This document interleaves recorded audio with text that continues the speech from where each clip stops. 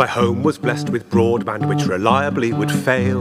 In speed tests it came second to a dead arthritic snail. And so I went for fibre cause they said it had more zip. I hoped my TV programmes now would stream instead of drip.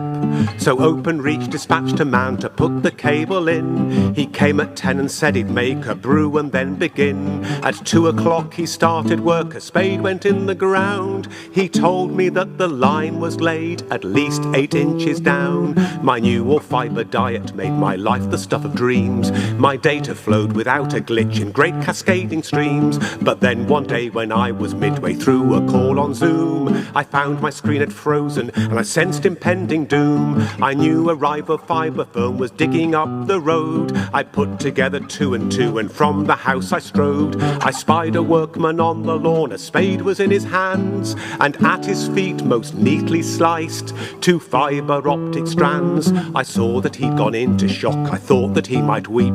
He grumbled, who's the pillock laid this line 2 inches deep? We got our rulers out to prove where we should pin the blame, and just as we cursed Openreach their engineer came. He called cause he was curious, the news was round the town about this line that wasn't laid at least 8 inches down. He told me, it's a shocker mate, you have my sympathy. I'd love to stay and fix it, but I've got to have my tea. He stayed to take a photograph, a souvenir he said.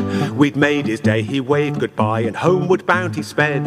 He shouted from the corner, phone your broadband company and tell them that I flagged the job as high priority. Now Openreach is out of reach for mortal folk, it said. You have a greater chance of making contact with the dead. So PlusNet was my port of call, in Yorkshire they reside. They claim to be REIT friendly and in service take a pride. I gave their chap in Sheffield all the details of the crime. 2 inches and a spade had seen me cut off in me prime. He said he'd run a test and then declared Laz got it wrong. I'd best not tell you my reply, my words were rather strong. So next day Openreach dispatched a second engineer. She looked and gave her expert view, your cable's cut I fear. We'll have to call in special ops, it's not a job for me. She took some photos for her kids, then headed home for tea.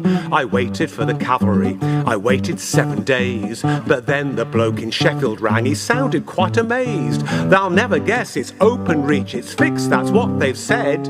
With lawn undug and router dead, I said, thou's been misled.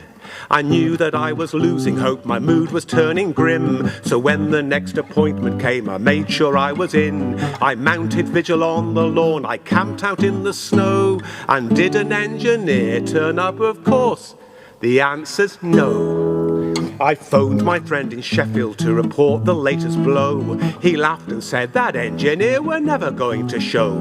The errors at our end, you see, the system likes to joke. I saw red mist and deep inside me something dark awoke.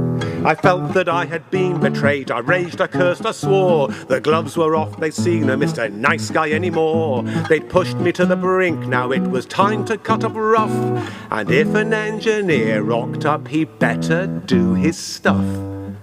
Eventually one showed his face, the third I think you'll find. He said he wouldn't do the work, that's when I lost my mind. He's lying by the cable, but there is no cause to frown. I buried him beneath the lawn, at least 8 inches down. He blew his chance, so now he's gone, at least 8 inches down. That's what they call a proper job, at least 8 inches down.